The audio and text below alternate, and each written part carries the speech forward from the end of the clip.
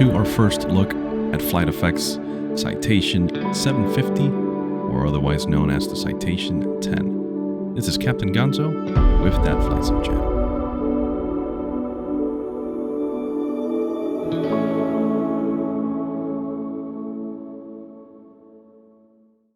Alright folks, welcome to Orlando International, home airport of Captain Flako and I. And I'm sure by now you guys are probably tired of hearing me say it. We've worked here before, we know this airport very well. Spent the last quarter of a century around this area. So regardless to say, we are excited to take on this flight today because we are here. Let me turn around. We are standing at the service center, the Cessna Citation Service Center. And there she is. The Citation 750, or as real people like to call it, the Citation 10, Citation X, aka the Bullet, aka Rocket, aka whatever you want to call it. Yeah, it's no joke. If you're not familiar, the Citation 10 is known because of its cruising speed. And it's just speed in general. I mean, let's take a look over here. Look, before we go through the pre-flight stuff, I want you to do something with me. So again, let's take a look at the length of the fuselage from nose to the very tip of the tail there. And now look at these massive pods here. Yep, you guessed it. If you know what a plane looks like by now, then these are engines. These are the Rolls-Royce AE 3007 turbofan engines, producing each about 6,700 pounds of thrust. In other words, this thing can go very, very fast. So as we're doing this walk around, I just want to share a quick story. While I worked here, the ramp at Orlando, I actually got to witness live through FlightAware a Citation 10 that was being ferried from Dallas-Fort Worth over here to Orlando. Now, it just so turns out that that particular day, they had some very, very nice tailwinds on the way down to Orlando. And get this, folks, they got here to us being tracked in just over an hour. That is bananas. All right, well, anyways, enough of the story time. We're checking out the Citation 10, arguably and definitively my favorite private aircraft ever.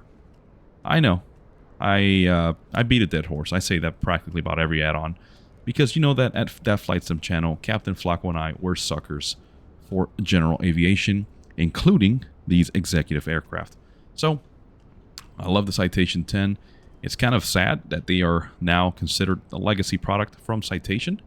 And they're starting to kind of wean out, although there is the Citation X Plus, very similar to what they've done with the rest of the Citation aircraft, which is to modernize the avionics suite, usually a G3000, G5000, improve the power plants, so they upgrade engines and some other changes on the interior, just to keep up with the competition. But guys, this is the granddaddy of them all, the Citation X. But check it out, the distinctive ladder that was equipped on all Citation 10s. You don't know how many times I've hit my arms and shins climbing in and out of here, putting baggage and whatnot. Fun times. All right, well, you can see it is very nicely modeled. Let's see if I remember how to close. Nope, that's the engine covers. Let's see, there's a weird click spot around here that closes. There we go, it's the ladder itself. All right, so we'll leave it closed right now. We've only got 2 passengers on board, according to SimBrief.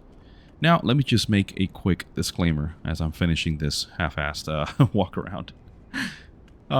We are going to be just doing a quick first impression look on the aircraft, and we're going to show you how to start it up, how to set up the CDU, and get you going from there. Now, the simulated flight here is from Orlando. We're pretending we're picking up the bird here at the Cessna Citation Service Center, and we're taking her up back to Atlanta. That's where we'll be making the flight today. So anyways, let's go ahead and hop on board here. And welcome aboard the flight deck of the Citation 10. Now, don't be alarmed. Don't get scared. I know this could be a bit intimidating, right? You've got a bit of a combination here of modern avionics with some old school technology. I mean, just look at the control wheel, the yoke here. You can definitely see that this is a earlier product of the, I believe, late 70s, early 80s, if I'm not mistaken. I got to do my research. I love this plane so much, and I don't know its stats, but I'm not going to waste my time. All right, well, let's take a look around. Here are all the circuit breakers. Now, unfortunately, they are not modeled as from what I can see and what I can tell, but everything else that you need for your flight is modeled. Now, cool point here to point out, these avionic packages here that you see on most Citation products are the Honeywell the Rockwell Collins packages here, I should say. So if you're familiar with the CJ4, the King Air 90 on Flight Sim 2020 or 2024, this should kind of make sense as you start going through the pages. And don't worry, we'll take our time. We're going to teach you everything we know up to this point. Now, keep in mind, I do have to make a disclaimer.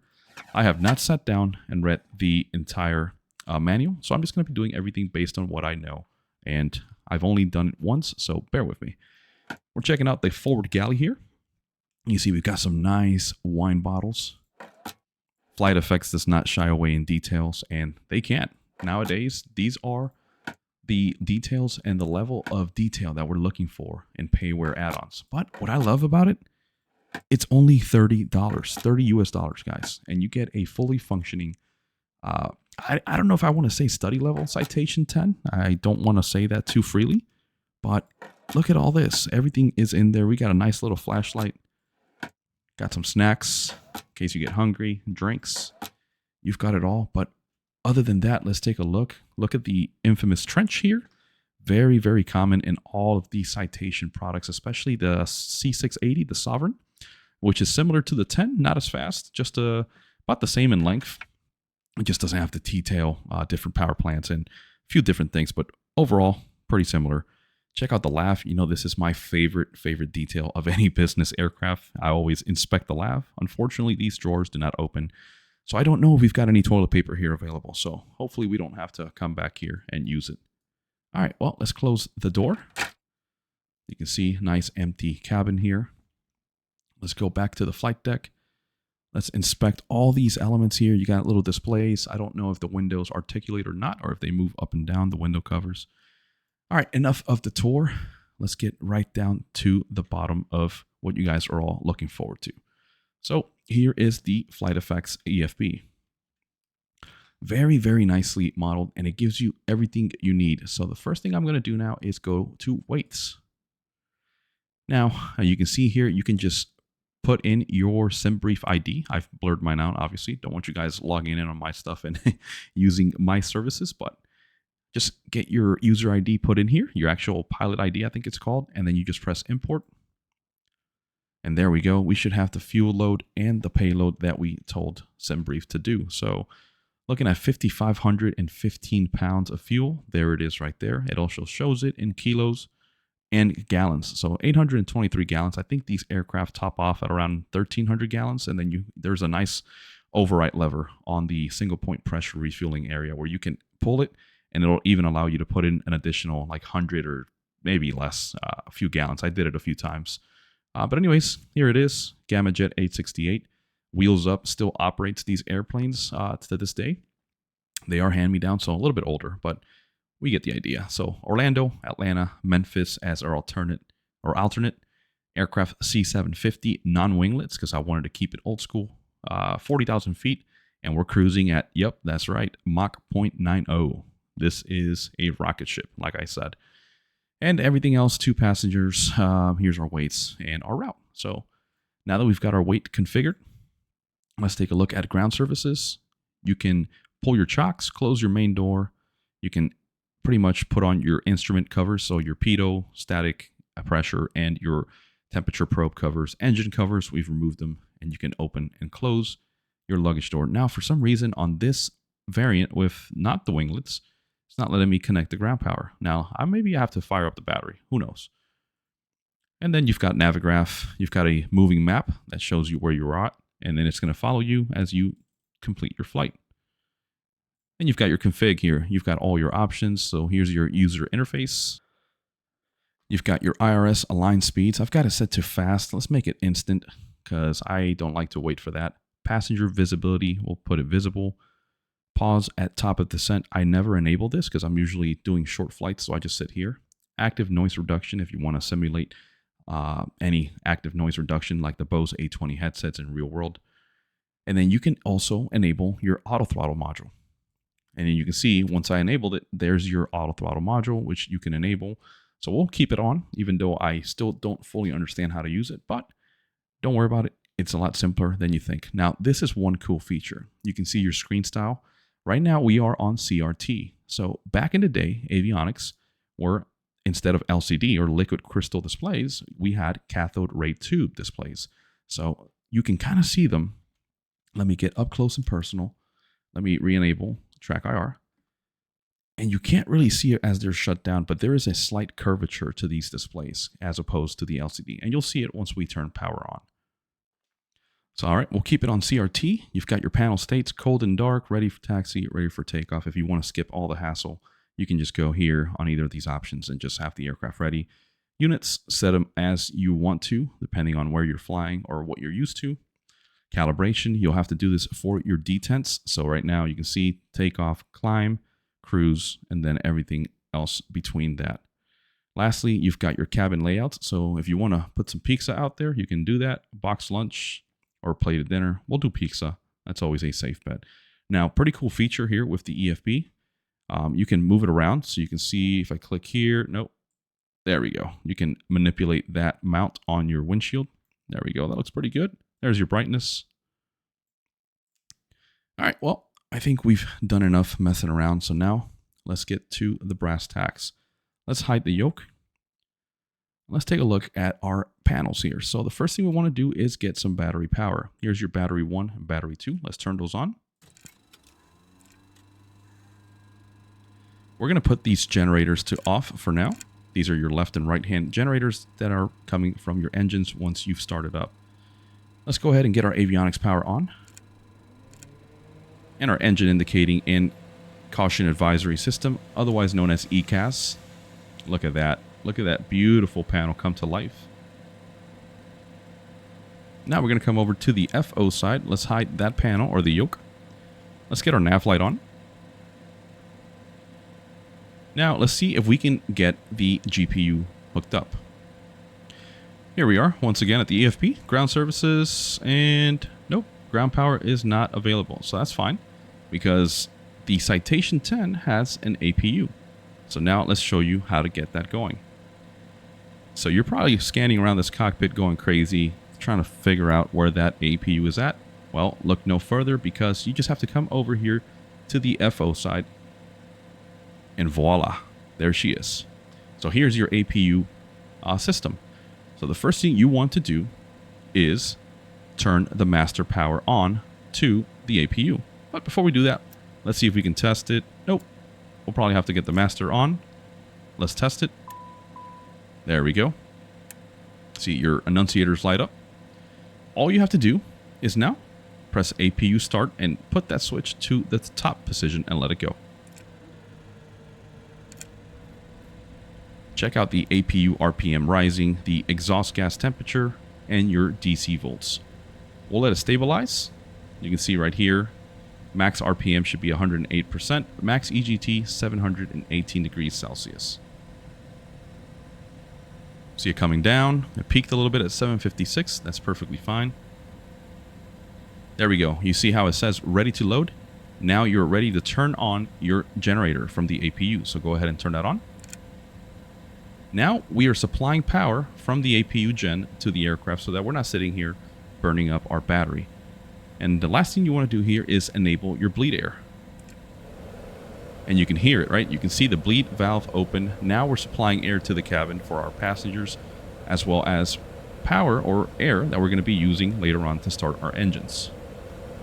Now that we've got the APU going, let's go ahead and run through various tests here. So over on the co-pilot side or FO side, you've got your test systems here. So what you do is you rotate this switch to whatever systems you want to check. So let's go to the smoke detection. You can hear it. You see some type of annunciation or message on your EICAS, baggage smoke, landing gear. There's the horn, fire warning, fire detection, thrust reversed. I think I have to put these into some type of test, so I'm not too familiar, but I think these are lighting up right now. Let's go to flaps. There's the EICAS flaps fail message. Windshield temperature, letting you know you got to get that heat on.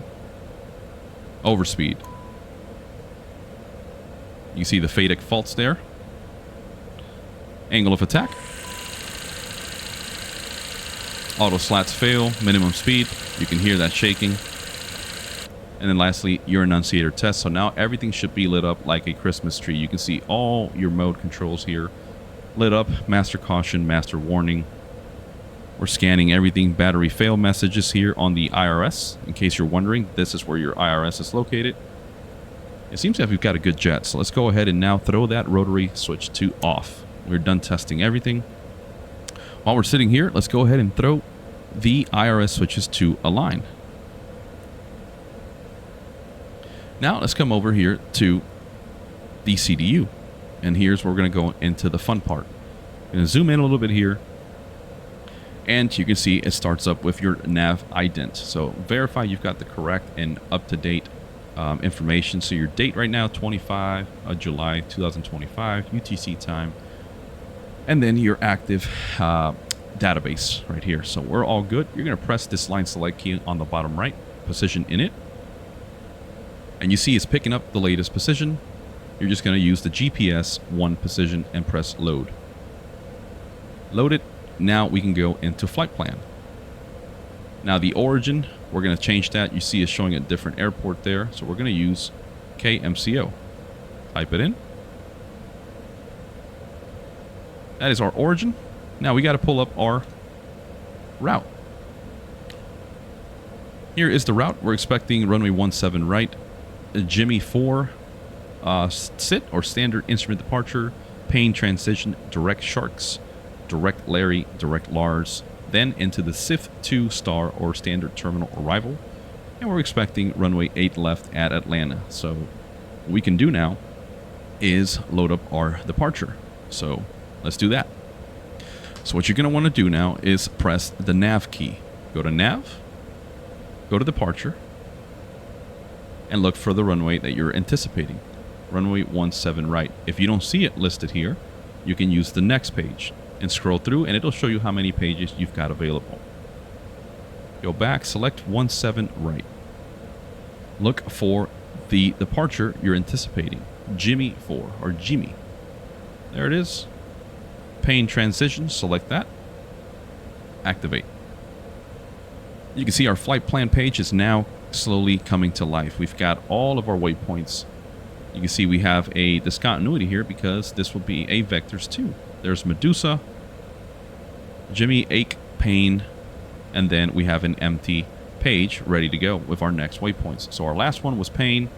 From there, we have to go direct Sharks. So we'll do Sharks.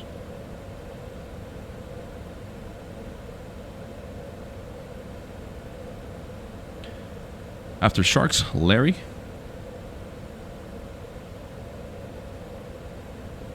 From Larry to Lars. And now we got to get ready to load up our star, our arrival into Atlanta. So once again, press nav, go to arrival, and you can see it doesn't know what airport because we haven't told it yet. So let's put airport in. KATL, Atlanta. Okay, stand by. Let's try something else. Let's try it this way. We're on the empty page here after Lars. Let's set our destination as Atlanta. KATL. There we go. Now we can go back to nav. Arrival. Now it's showing the airport. Let's go to star. And we're looking for the SIF 2. There it is. And then we're looking for the Lars transition. There's the star, Lars, via the SIF 2. Activate. Now you can scroll through. And there are your waypoints, including your corresponding altitude constraints or speed restrictions if there are any. Now we got to do our approach. So let's go back to nav. Let's go to arrival and approach. And actually, before we do the approach, let's set the runway. Now this might reset everything. Let's see if that happens. 573, contact Jacksonville Center on 134.0. Let me change the frequency because we are on say intentions. So right there. Over to Jacksonville Center on 134. Here's the approach. Let's go ahead and select the ILS runway 8 left. Then we're going to use Larry as our initial approach fix. And you see it's having me select that star once again. So let's do that. Lars. Now we've got all of our destination information available. 8 left. Larry for the approach. That's the transition or the initial approach fix. And then the star, SIFT 2 with the Lars transition. So let's go ahead and press activate. Let's review our flight plan. And there we go. Everything is nicely configured, arriving at runway 8 left. Now that that's all set up, let's go to performance in it. It's showing you the aircraft type, showing you your performance mode. I don't know if this changes anything. It's not active. Nope. Tail, FFX, so FlightFX Citation 750. Press next. Here are your performance in it, so we'll keep it as is. For cruise, we'll keep it at max speed. We'll try to get to that Mach 0.90. Transition altitude, flight level 180. Initial cruise altitude, we're going to do flight level 400. 40,000 feet. There we go. Speed and altitude limitations, 250 under 10,000 feet. And your standard temperature, or ISA, deviation of -1 degrees Celsius. Let's go to page 4. You can see there right now that it's got your basic operating weight or your fuel, cargo. However, we need to sync it with the weights that we put into the EFB. So you're going to press sync. There we go. Cargo, fuel, passenger weight, passenger count, and your overall gross weight. So this should be, give or take, close to what you set up on the EFB. Press confirm in it.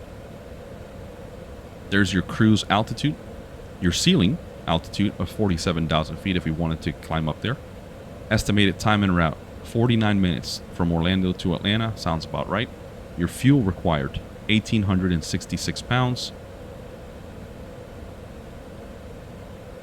And right here, you've got your fuel on minimums of 200 pounds.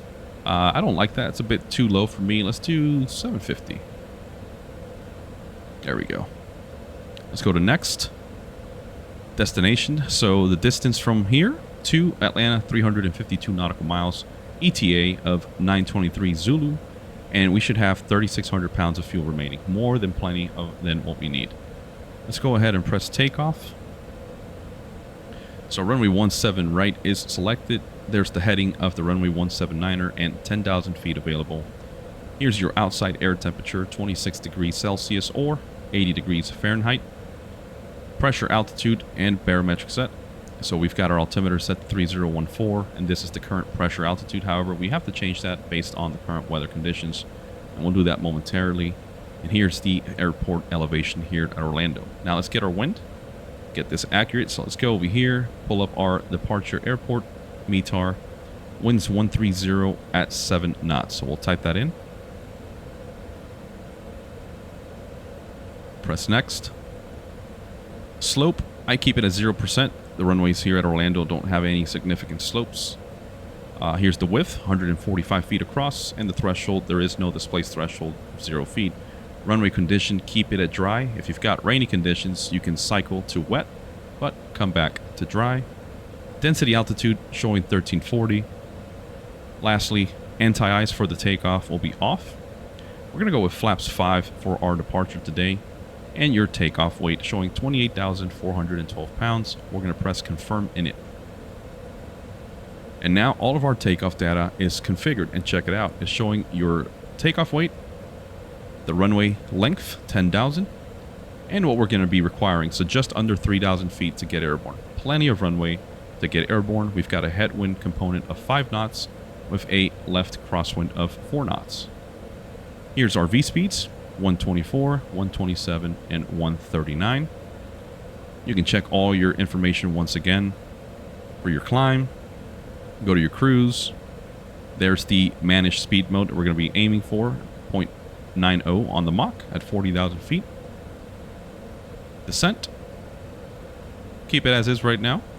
And landing, we can configure this as we're airborne and on our way to Atlanta once we get the weather info so that we can get our proper parameters. Same thing here as our takeoff, showing you your conditions and your info for the runway selected. Density altitude, 962 feet.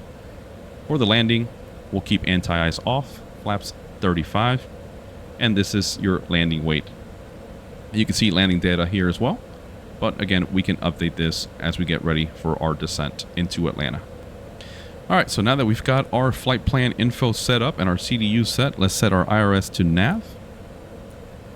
We should see those messages for the battery fail go away here momentarily, and we should also see our navigation display update as well as our PFD and everything coming online. So we'll wait for that to come up, and then we'll get ready to fire up here momentarily. All right, so my IRS was not aligning and it was still showing the fail, but I forgot one critical step, which was to enable or turn on our standby power. If you don't turn this on, your IRS displays here will show battery fail. So make sure those are on, and don't be a doofus like me. Make sure you set that on. Now you can see our flight plan is set up on the navigation display here on the MFD. So you've got your range knob right here. Let me zoom out. You see you can zoom in, you can zoom out. There's the range, 300 miles.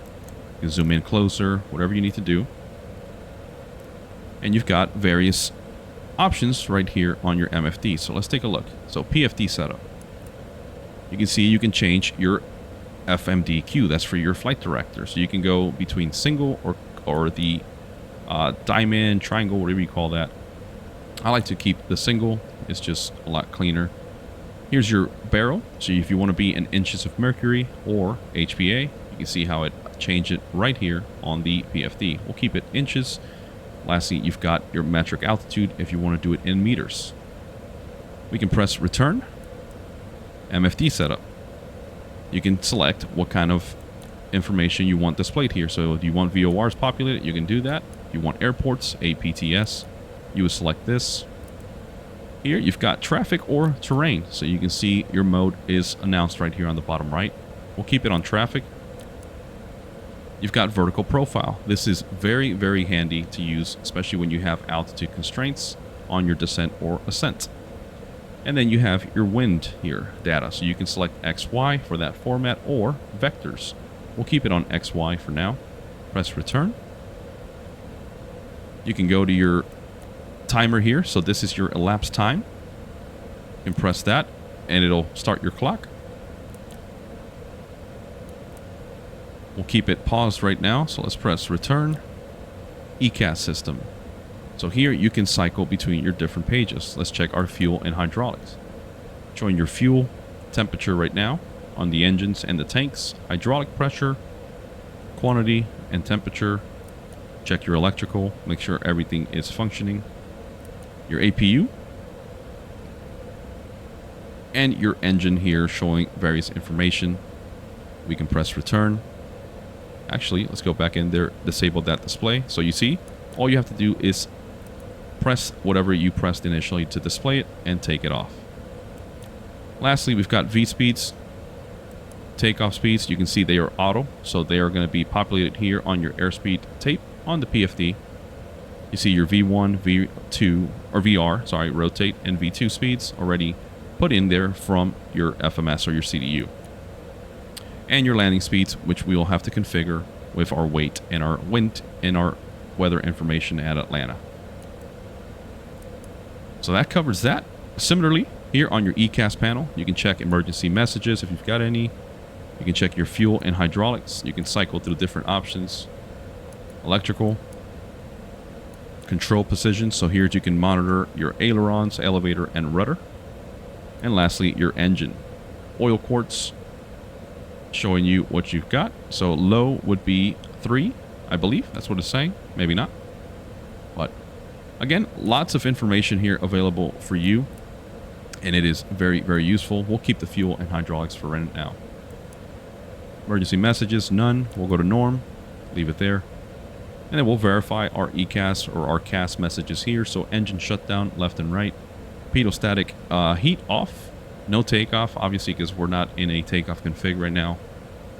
Parking brake is on. APU on. Fuel boost on for your left and right. These are automatic. And then your packed high pressure valve open left and right. All right, well, I think it's about a good time here to get started with this airplane. So let's go ahead and throw our beacon light on. Put that on there. And let's go ahead and close our cabin door and pull our chocks. Let's go to ground service. Close that main door. Pull the chocks.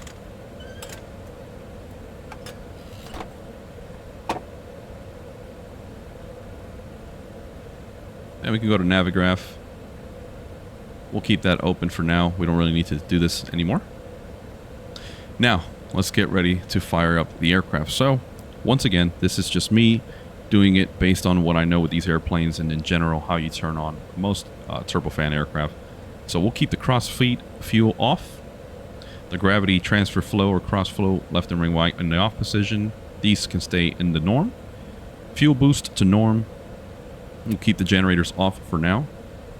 External power is disconnected. Avionics power stay on. Ignitions stays to norm. FADEC on norm. And your standby power to on. Now let's go over to the FO side. What you're going to want to do is go ahead and open this valve here. This is your isolation valve. Open that. Let's go ahead and get our passenger seatbelt lights on. You can hear them back there. And now that we've set that up, we are ready to fire up the engine. So let me cycle the camera back.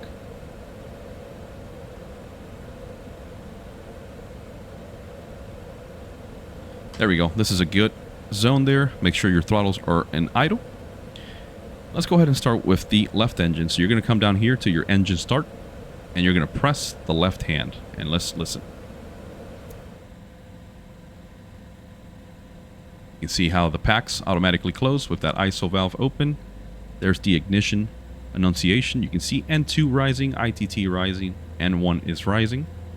And you just sit here and you wait for those Rolls-Royce AE 3007s to come to life.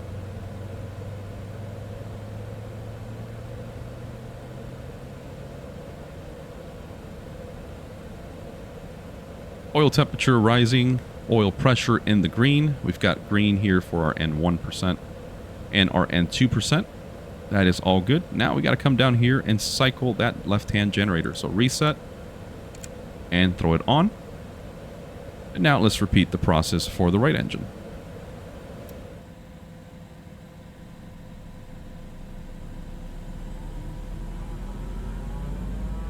Oof, I love how that sounds.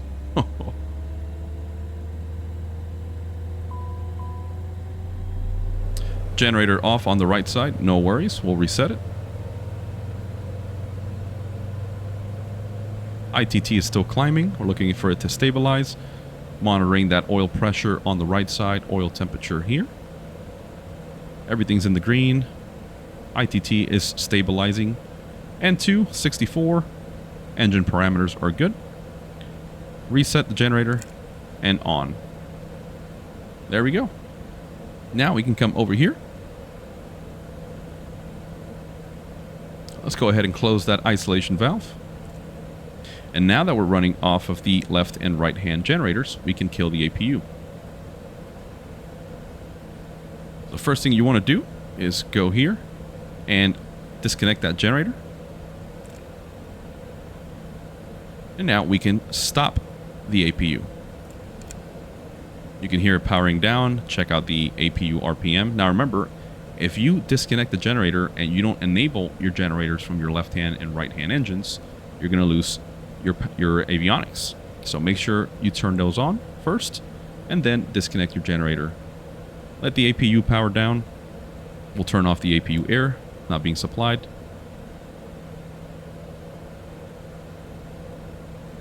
And now that the APU has been turned off, you can just simply turn this switch to off.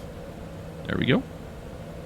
Alright, and I've gone ahead and verified my weather information. 3014 is indeed the correct altimeter setting here at Orlando at the moment. That's set and ready. Let's go ahead and set our flaps down to 5 for takeoff.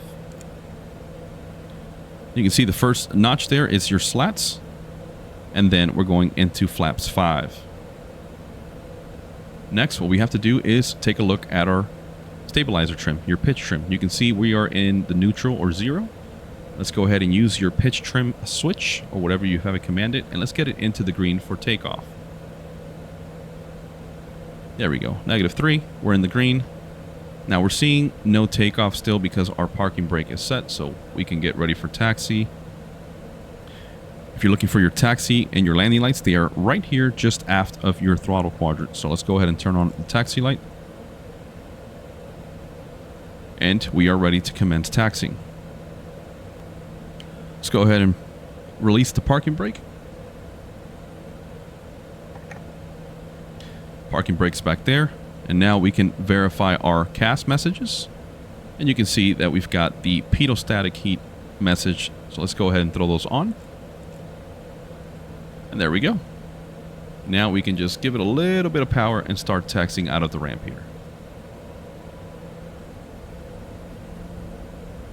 It doesn't take much to get this thing moving, okay? So just be nice and gentle with that throttle response or input. And we'll get out of here and taxi across to the east side of the airfield for runway 17 right for our departure.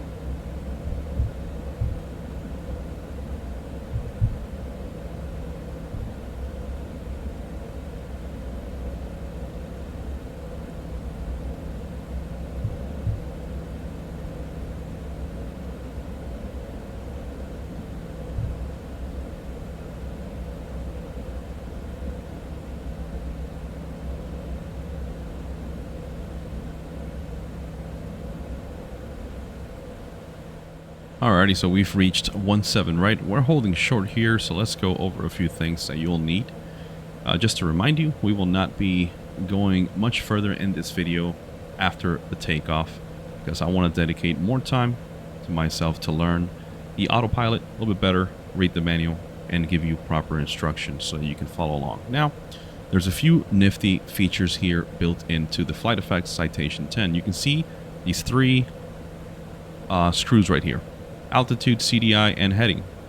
Well, you have a little cheat sheet here, or a quick way to set up your altitude on your PFD, your heading, and your course deviation indicator, because otherwise you would have to reach down here behind your throttles, and you can see you've got course, heading, course, altitude, and heading. So just to make it easy, they've put these little screws here, and all you do is hover your mouse over it and set for your altitude. So let's go up to 40,000.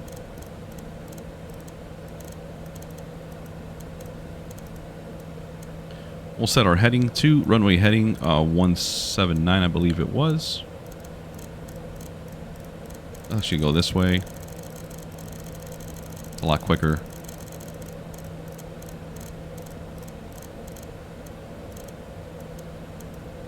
There we go. Heading is set to 179. Now you want to make sure that you have your FMS set as your nav source.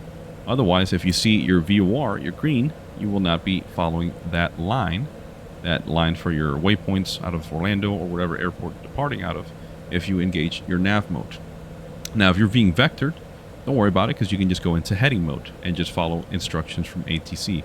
But right now, what you can do is come here to the top of the PFD, select FMS, And there we go. It's showing your desired track 185 via the FMS 1 nav data, showing your distance to go to that intercept. You can increase your range a bit so you can see a little bit better if you need to. We'll keep that there for now. And let's go ahead and get everything set up for departure. So we knew our trim was set. Now we can get our landing lights on. Once again, they're back here. Get your recognition light on. We've already got the ground recognition anti-collision lights on. Those are now ready to go. Anti-skid, verify that is in the norm. Everything else should stay about the same. Now let's take the runway and see what this sucker can do. Parking brake released. Let's go ahead and take the runway and start our takeoff.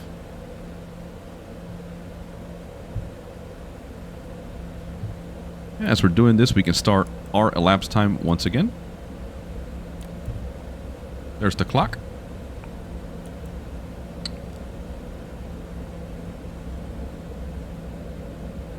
Checking the approach end. Runway is vacant. It is all ours. Once again, 10,000 feet, and we only need about 3,000 feet for today's departure.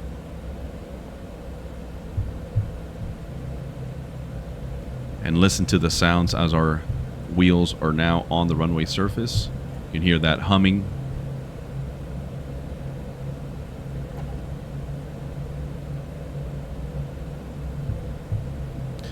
Check numbers, confirmed 17 right on the pavement there. Now, as you can see here on the Citation 10, you've got detents for your thrust settings. So we're going to go into max here to see how quickly this aircraft picks up speed. We're holding the brakes. We're going to slowly introduce power, let the engine stabilize.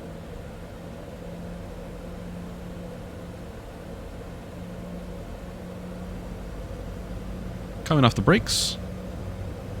Here we go, max power. And this is going to happen very, very fast. Rotating at 127 knots, airspeed's alive.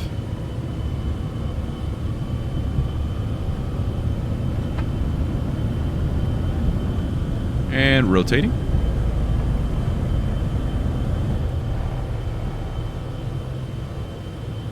Got a positive rate of climb. Gear coming up.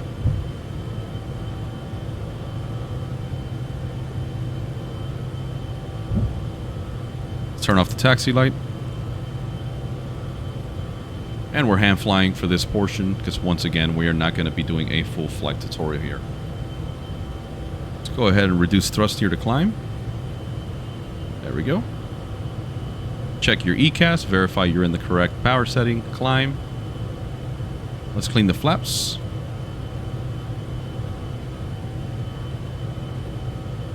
Now let's make that left turn now to Cape.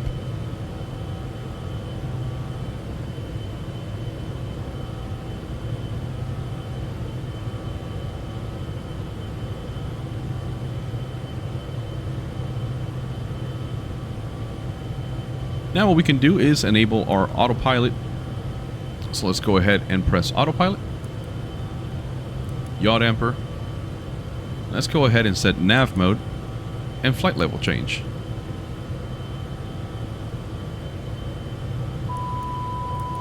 There we go. Make sure I had it set. And there you have it, folks. We are climbing effortlessly. Now, let's go ahead and transition over to some closing thoughts behind the FlightFX Citation 10, whether or not it's a good add-on that you should invest your money into. All right, let's get to the brass tacks. What do I think about FlightFX Citation 750, Citation X, Citation 10, whatever you want to call it? Guys, I am honest here. This is probably the best airplane that I have in my hangar right now. And here's a few reasons why. The first point, the price point, $29.99, $30 US. And look at the level of detail that we're getting for that money. So in comparison to other developers that'll charge you $70, $80, even $120 like the CSS 737, you're getting all of this in one neat package, detailing one of the most iconic business jets in history, with the unique styling, the looks, the speed, $30. You can't beat that, okay? So kudos to FlightFX for keeping the market stable with these payware add-ons. I also happen to own their Piaggio P180 for Flight Sim 2020. I am eagerly waiting for it to come over to 2024 so that we can do a similar video and seeing how it behaves in the 2024 environment. So once again, price point is stellar. I think it is perfect for what you get out of the box. And keep in mind, this video was produced right as I was filming probably 2 days after its release date, July 22nd. So there's still updates and patches that are bound to come. And I feel like the product is going to evolve and get better. So I am loving it. The second part that I can tell you that it's worth it, the system's fidelity and depth, right, in general. You can see you've got a fully functioning cockpit with the exception of those circuit breakers, which I'm not too crazy about anyways. I'm not sitting there troubleshooting LRUs and figuring out what's working. Now, with developers like Blacksquare, we know that they have that reputation for full systems simulations, and that's great, but you don't need it. The Citation 10 here from FlightFX gives you everything you need out of the box, virtually speaking. It's inside the marketplace, so you just make that purchase and start flying right away. No crazy stuff, no third-party module running in the background. It just works. Third point, the performance of it in the sim. Smooth as butter, guys. Okay, I have not seen any impact to my frame rates, no stuttering. In fact, any stuttering that I've encountered with it thus far has been in payware airports with some heavy traffic, weather updating with the live servers, and of course, it also happens to be dependent on your connection. So there's days that are good, some days that are bad, but the aircraft itself has not impacted my performance whatsoever. Especially once you start climbing away from the scenery, it's going to run smooth. And lastly, I gotta say, the flight dynamics of the aircraft feel 100% right. Now, I've never flown a Citation 10 and never flown in it either. So I'm only guessing here, but based on other business jets that we were able to fly in the simulator, you look at the Citation 700, which is the Longitude, it's actually a evolution of what the Citation 10 was. If you look at the aircraft outside, they look pretty similar, right? The Longitude, of course, being the latest innovation from Cessna in the business jet lineup. It's just a bigger version of the 10. That's what I've always said.